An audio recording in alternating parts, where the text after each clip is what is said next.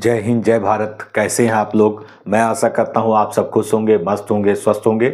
और एक बहुत इंपॉर्टेंट टॉपिक लेकर आए हैं क्लास 10th में। और मैं आशा करता हूं कि आप सब बोर्ड एग्जाम की तैयारी में बहुत तन मन धन से लगे होंगे।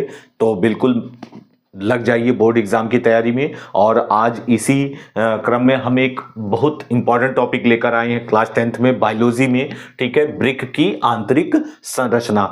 तो ये हमने ब्रिक की आंतरिक संरचना के बारे का डायग्राम बनाया है और साथ ही हमने बोमेन संपुट या जो पेशिका गुच्छ होता है उसको भी दर्शाया है हमने। ठीक है, तो देखिए आज हम चर्चा करने वाले हैं मनुष्य में उत्सर्जन के बारे में। तो सर्वप्रथम आप जानिए उत्सर्जन किसे कहते हैं। उत्सर्जन किसे कहते हैं? तो हमारे शरीर में कुछ आवश्यक पदार्थ होते हैं जो हमारे शरीर की कोशिकाओं के लिए, हमारे शरीर के लिए महत्वपूर्ण होते हैं, उपयोगी होते हैं। लेकिन कुछ ऐसे पदार्थ होते हैं जो हमारे शरीर में बनते हैं और वे हमारे शरीर के लिए हानिकारक होते हैं। तो उन हानिकारक पदार्थों को हमारे शरीर के अंगों के द्वारा किसी न किसी रूप में उनको बाहर निष्कासित किया जाता है।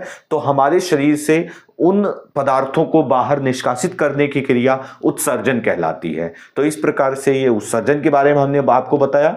और उत्सर्जन में कौन से पदार्थ होते हैं? तो सामान्यतः CO2 या आप कह लीजिए आपका यूरिया, ये ऐसे पदार्थ हैं जो हमारे शरीर के लिए उपयोगी नहीं होते हैं और इनको बाहर निष्कासित किया जाता है हमारे शरीर के अंगों के द्वारा। ठीक है, मूत्र मार्ग के द्वारा हम कह सकते हैं। तो उत्सर्जन के बारे में हमने बताया आपको। ठीक है, अब इस उत्सर्जन प्रोसेस में जो अंग भाग लेते हैं वे उत्सर्जन तंत्र कहलाता है। उसे क्या कहते हैं? उत्सर्जन तंत्र। तो उत्सर्जन में जो अंग भाग लेते हैं और उन सभी का तंत्र उत्सर्जन तंत्र कहलाता है। तो हम उत्सर्जन तंत्र के बारे में आज चर्चा नहीं करने वाले हैं। हम बहुत इंपॉर्टेंट टॉपिक, ठीक है, वृक्क की आंतरिक संरचना के बारे में चर्चा आज करने वाले हैं। तो देखिए वृक्क की संरचना में आप जान लीजिए कि हमारे शरीर के कशेरुक उदर गुहा के कशेरुकदंड के दोनों तरफ दो सेम के बीच के आकार की किडनियां पाई जाती हैं या वृक्क पाए जाते हैं।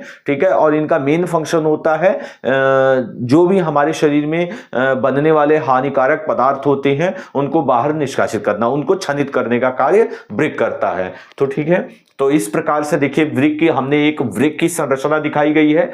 तो वृक्क में क्या होता है? मध्य में एक कीप की आकार की नलिकाएं होती हैं। देखिए कीप की आकार की नलिकाएं होती हैं और ये नलिकाएं आगे चलकर एक बड़ी नलिका का रूप ले लेती है जिसे मूत्रवाहिनी कहते हैं। ठीक है, तो ये सभी कीप के आकार की नलिकाएं होती हैं और आगे चलकर यह मूत्रवाहिनी का रूप ले लेती हैं। ठीक है, इसे हम क्या कहते हैं? इस भाग को कहते हैं रीनल पेल्विस कहते हैं। इसे हम क्या कहते हैं? पेल्विस कहते हैं। ठीक है, और नेक्स्ट आप ये जानिए कि इस वृक्क के सबसे बाहरी भाग जो होता है वो बाहरी भाग आपका रीनल संपुट कहलाता है और उसके आंतरिक का मध्य का भाग जो होता है वो रीनल कॉर्टेक्स या वल्कुट कहलाता है। ठीक है, तो इस प्रकार ये जो बाह्य भाग होता है ये आपका बैंगनी रंग का, ठीक है, गहरे बैंगनी रंग का परिधीय भाग होता है जिसे संपुट कहते हैं या रीनल संपुट कहते हैं। ठीक है, और मध्य में आपका गहरे रंग का केंद्रीय भाग होता है जिसे वल्कुट कहते हैं। तो इस प्रकार से जो बाह्य भाग होता है आपका बाह्य भाग होता है उसे रीनल संपुट कहते हैं। ठीक है, जो कि बैंगनी रंग का होता है, परिधीय भाग होता है। ठीक है, जिसे रीनल संपुट कहते हैं। और मध्य में, ठीक है, आपका गहरे रंग का जो है एक भाग होता है जिसे रीनल कॉर्टेक्स या वल्कुट कहते हैं। और साथ ही साथ हमारे जो हृदय से, हार्ट से जो ब्लड होता है वो रीनल धमनी के द्वारा ब्लड वृक्क में इंटर करता है और रीनल शिरा के द्वारा, देखिए एक होती है रीनल शिरा होती है और एक रीनल धमनी।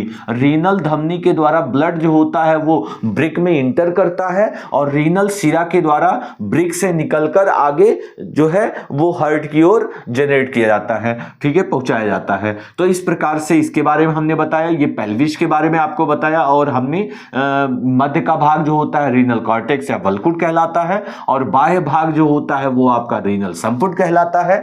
ठीक है, इस प्रकार से ये जो आपको भाग दिख रहे हैं, आपको ये जो आप कीप के आकार की संरचना इस पर आपको दिख रही है, इन्हें नेफ्रॉन्स कहा जाता है। इन्हें क्या कहा जाता है? इन्हें नेफ्रॉन्स कहा जाता है। देखिए नेफ्रॉन, इन्हें नेफ्रॉन कहा जाता है।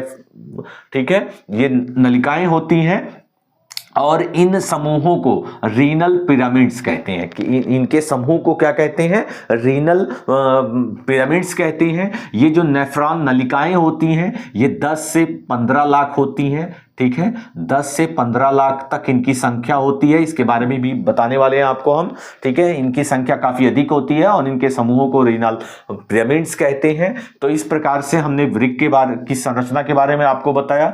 अब वृक्क के दो मुख्य पार्ट होते हैं। ठीक है, वृक्क के दो मुख्य पार्ट होते हैं। पहला भाग होता है ये बाह्य भाग, जिसे बाह्य बैगनी रंग का आधारीय भाग होता है। परिधीय भाग होता है जिसे रीनल संपुट कहते हैं। और दूसरा भाग होता है मध्य का, रीनल कॉर्टेक्स कहते हैं। और तीसरा हमने पेल्विस के बारे में बताया। चौथा हमने ये बताया नलिका जो होती है रीनल धमनी होती है और रीनल शिरा होती है। ठीक है, तो चलिए अब इसमें अब हम आपको इसके नेफ्रॉन के बारे में बताएंगे। नेफ्रॉन या स्त्रावी नलिकाएं होती हैं। ठीक है, ये नलिकाएं होती हैं। तो 10 से 15 लाख मैंने बताया, 10 से 15 लाख जो होती हैं इनकी संख्या होती है।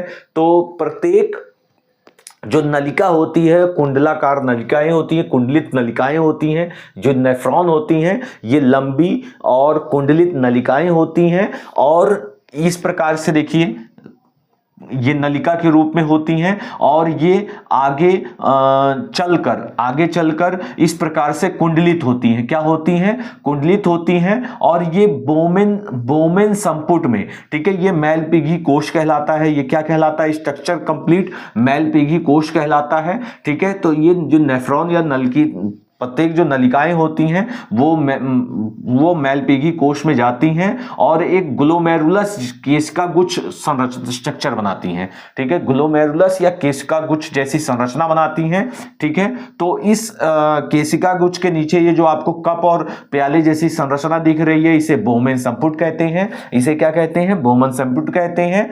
और इस बोमेन संपुट के चारों ओर ये जो आपको स्ट्रक्चर कुंडली संरचना, नलिकाओं की कुंडली संरचना दिखाई दे रही है, इसे केशिका गुच्छ या ग्लोमेरुलस कहते हैं। ठीक है, यहां क्या होता है? जो अविवाही धमनी होती है, मतलब जो ब्लड जो होता है इससे होकर आगे की ओर वृक्क में इंटर करता है। तो जब वो इंटर करता है तो इस कुंडली संरचना में क्या होता है? दाब प्रेशर बढ़ता है और प्रेशर बढ़ने से कई पदार्थों का क्या हो जाता है? अल्ट्रा फिल्ट्रेशन हो जाता है, परानिस्यंदन जिसे कहते हैं। ठीक है, तो क्षनित हो जाता है। वो पदार्थ क्षनित होकर किस में आ जाते हैं? इंटर कर जाते हैं, बोमेन संपुट में इंटर कर जाते हैं। ठीक है, तो इस प्रकार से ये जो कुंडली संरचना दिखाई देती है नलिकाओं की, इसे केशिका गुच्छ कहते हैं। इस स्ट्रक्चर को क्या कहते हैं? केशिका गुच्छ। यहीं पर आकर क्या होता है? प्रेशर क्रिएट होता है जिससे कि कुछ उत्सर्जी पदार्थ जो होते हैं वो यहाँ परानिस्यंदित हो जाते हैं, जिनका छनित्रण हो जाता है। और छनित्रण के पश्चात क्या होता है?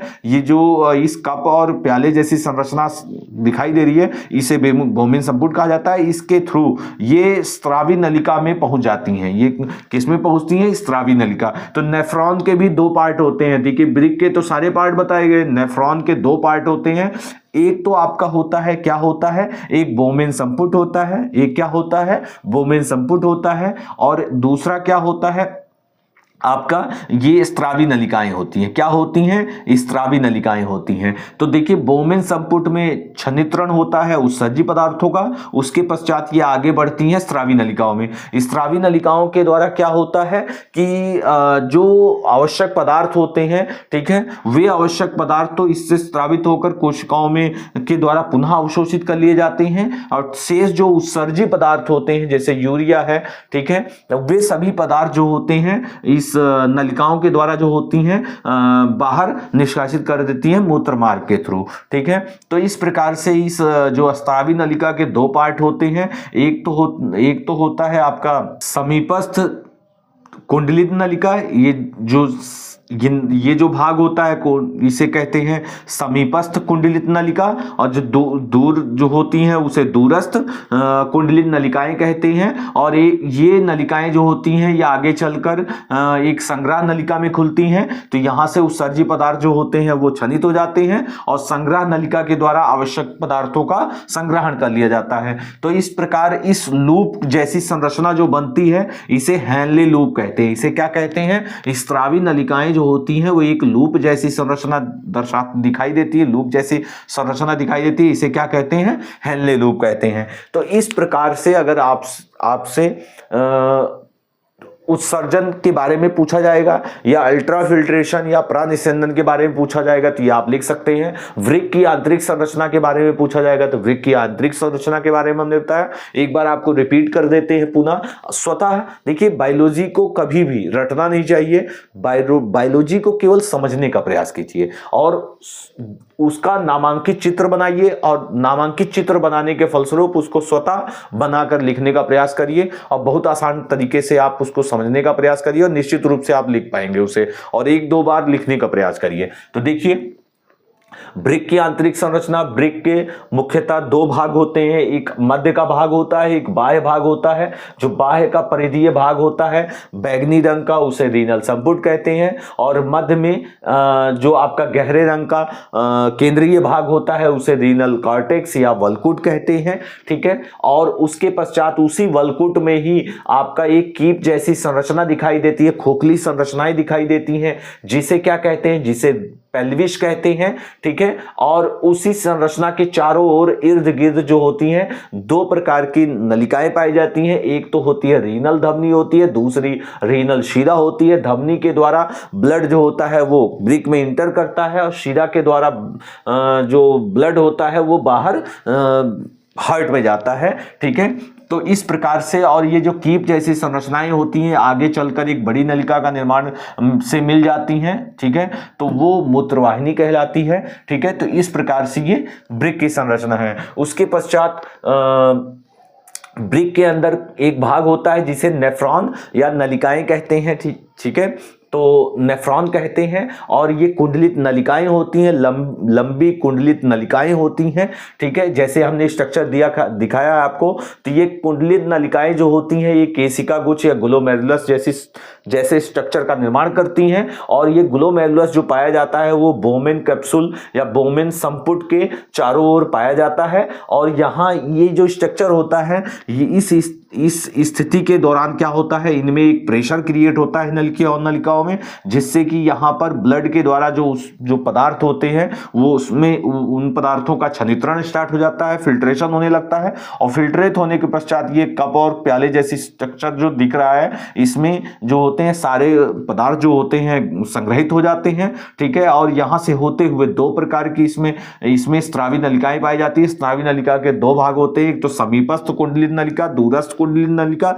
तो इन स्रावी नलिकाओं के द्वारा क्या होता है कि पदार्थों का अवशोषण किया जाता है, बोमेन संपुट से होकर इनमें आता है, और यहाँ से फिर क्या होता है, यहाँ से फिर एक बड़ी संग्रह नलिका जो है, एक बड़ी नलिका जो है संग्रह नलिका में जाके खुलती है, जिससे क्या होता है जो आवश्यक पदार्थ होते हैं हमारे शरीर के लिए वो संग्रहित कर लिए जाते हैं। शेष का क्या हो जाता है, मूत्र नलिका में उनको भेज दिया जाता है। ठीक है, बाहर निष्कासित करने के लिए। तो इस प्रकार से ये जो संरचना होती है या हेनले लूप कहलाता है। तो हेनले लूप कहां पाया जाता है? ठीक है, नेफ्रॉन्स में पाए जाते हैं। हेनले लूप पूछा जाता है, हेनले लूप कहां पाया जाता है? नेफ्रॉन्स में पाए जाते हैं। ठीक है, या स्रावी नलिकाएं होती हैं, और ये आपका बोमेन संपुट कहलाता है, ये आपका क्या कहलाता है? केशिका गुच्छ कहलाता है।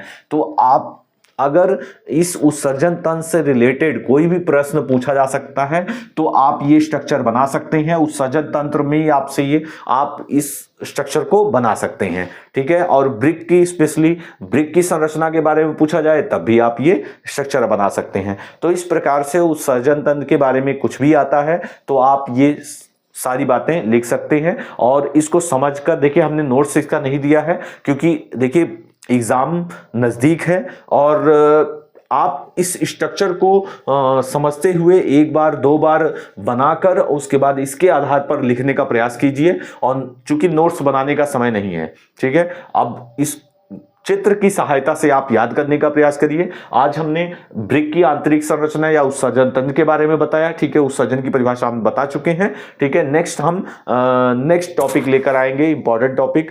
तब तक के लिए आप इसको तैयार करते रहिए, ठीक है, और लगातार मेहनत करते रहिए। और किसी भी प्रकार की जंग, ठीक है, केवल सोचने से नहीं जीती जा सकती, ठीक है, रात भर जगना पड़ता है। अगर आप रात भर जगने की क्षमता रखते हैं तो बोर्ड एग्जाम में आप टॉप जरूर कर सकते हैं।